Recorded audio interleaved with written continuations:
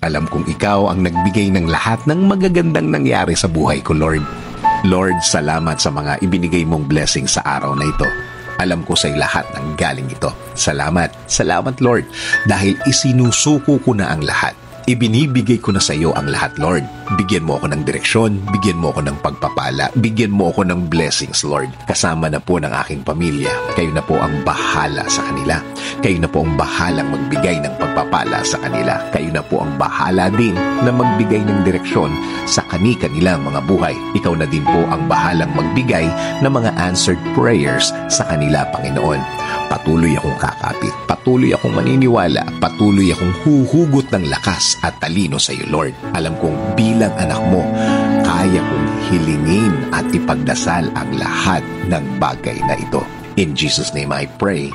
Amen. Sabi nga sa Philippians 4:6-7, do not be anxious about anything, but in every situation, by prayer and petition, with thanksgiving, present your requests to God. And the peace of God, which transcends all understanding, will guard your hearts and your minds in Christ Jesus. Alam kong ikaw ang nagbigay ng lahat ng magagandang nangyari sa buhay ko, Lord. Lord, salamat sa mga ibinigay mong blessing sa araw na ito.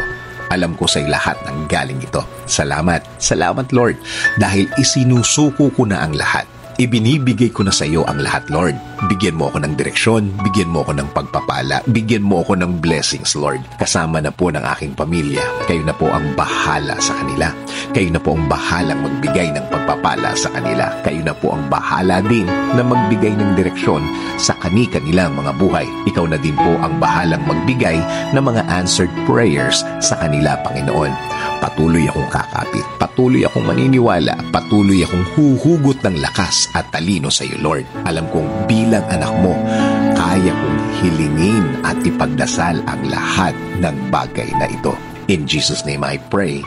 Amen. Sabi nga sa Philippians 4:6-7, do not be anxious about anything, but in every situation, by prayer and petition, with thanksgiving, present your requests to God. And the peace of God, which transcends all understanding, will guard your hearts and your minds in Christ Jesus.